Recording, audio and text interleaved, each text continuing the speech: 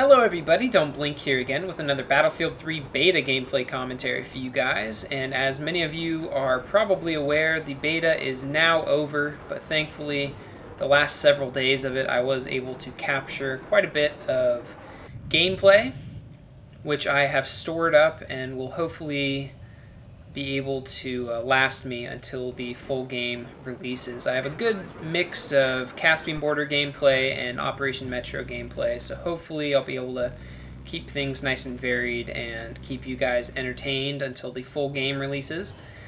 But like I said earlier in this video, the beta is now over, and I thought it would be a good time to kind of reflect on the beta itself and where we go from here in terms of Battlefield 3 and all that's going on in relation to it.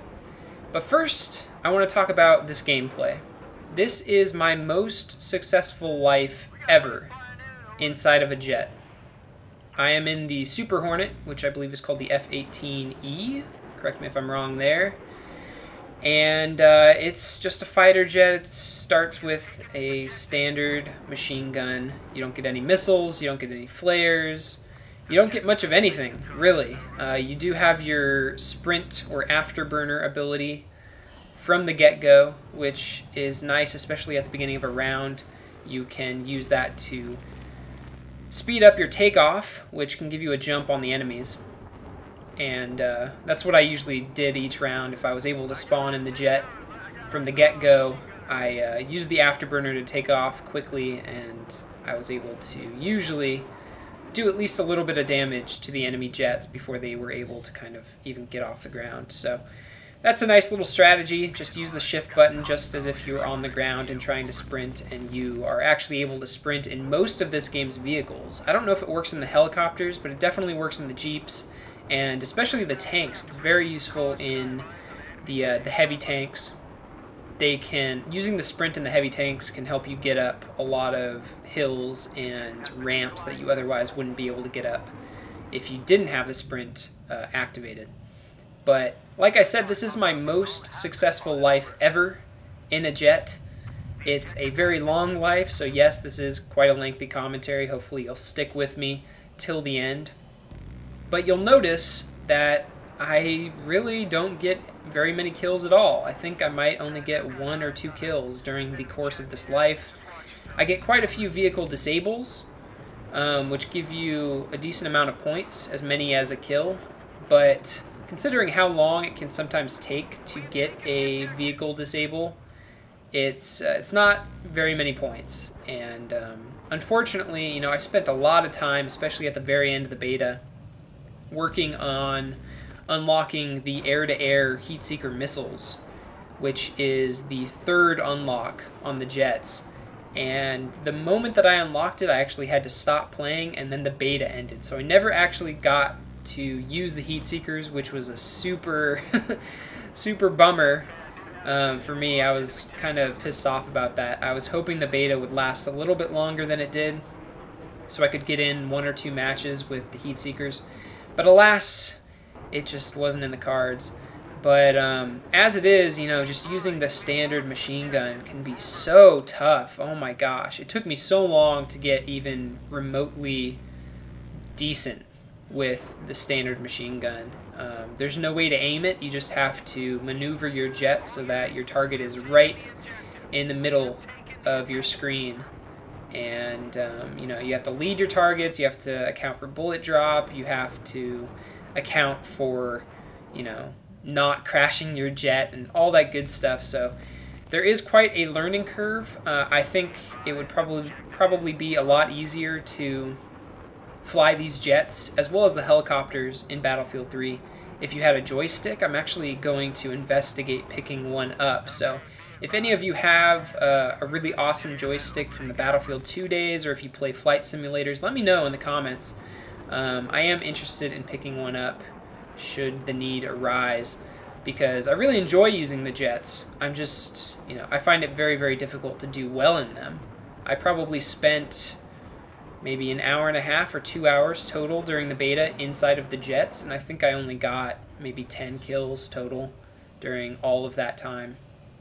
And not having flares makes it a lot more difficult because a lot of people like to use the engineer class, even if they were just using it on Operation Metro, which doesn't have any vehicles. So a lot of people had the Stinger unlocked before I had flares unlocked, which meant that I was just getting locked onto constantly.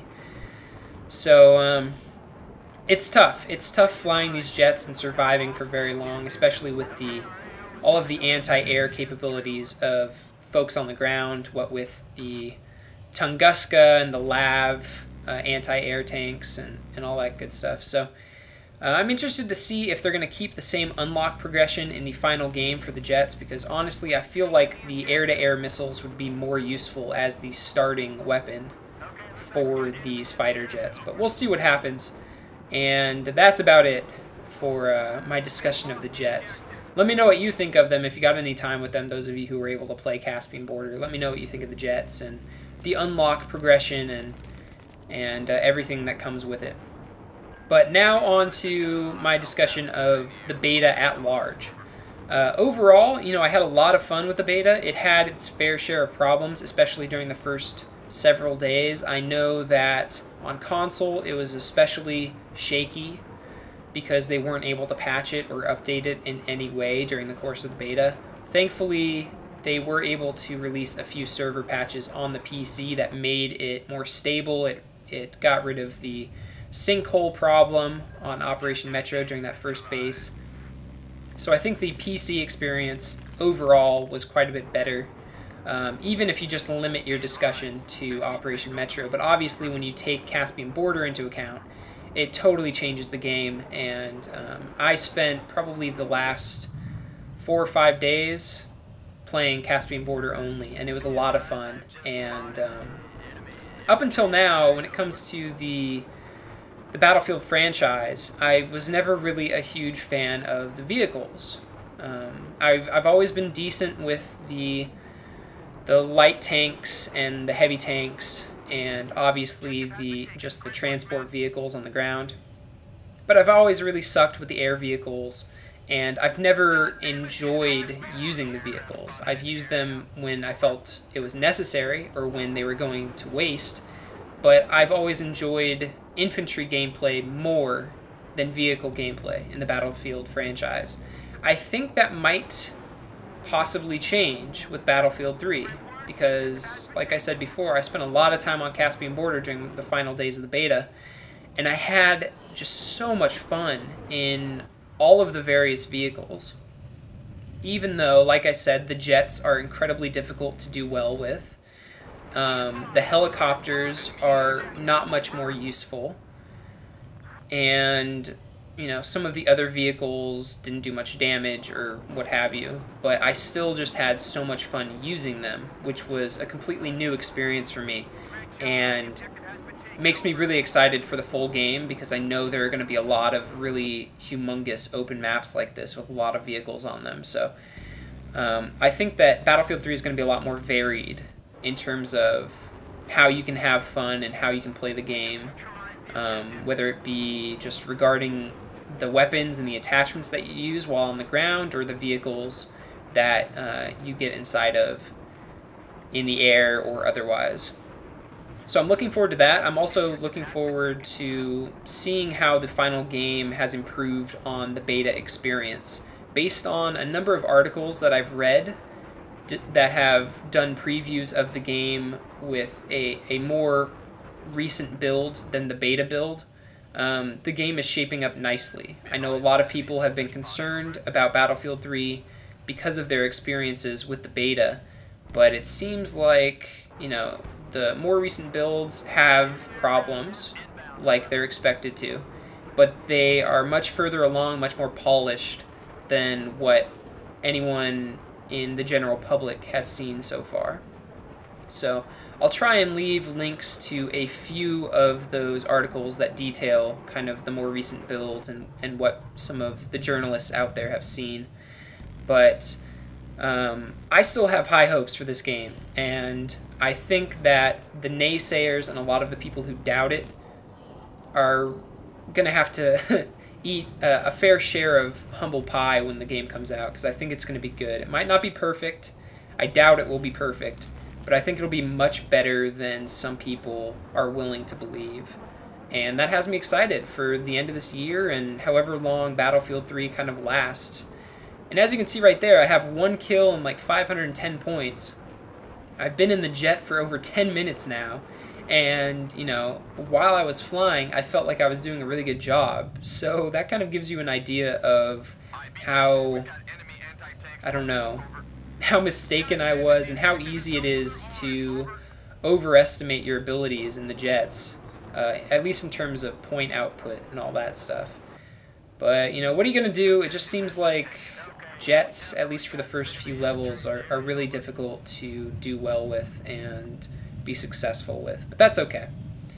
But yeah, that's about it for this video. I hope you guys enjoyed this gameplay.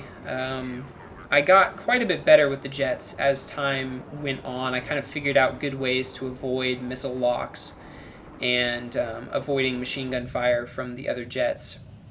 Basically, what you have to do is, if you're getting locked onto, just use your afterburner and sprint towards the outside of the map. And that oftentimes helps. Also, getting very close to the ground and disappearing behind ridges and hills and things like that, that helps a lot as well because it hides you from getting locked onto. It also hides you from the missiles themselves. And as you can see right here, those trees on the outskirts of the map, they are paper thin and they do not impede your jet's progress whatsoever. I really thought I was going to crash there, but thankfully, you know, there are only so many solid objects that can be kind of calculated and kept in memory on these maps. So don't worry about crashing if you're getting close to the ground on the far outskirts of Caspian border. But that's about it. I hope you guys enjoyed. If you did, please give this video a thumbs up. And other than that, let me know what you think of Battlefield 3, whether it's going to be a good game, whether it's going to be completely broken on launch. And go ahead and check out those articles that I've linked in the description. And, you know, hopefully they will give you a little bit more hope for this game. And you'll come away, you know, with a better outlook on it. Because I know so many people have been down on it due to the beta. But that's it for me. Hope you guys enjoyed, and I will talk to you all later. Bye.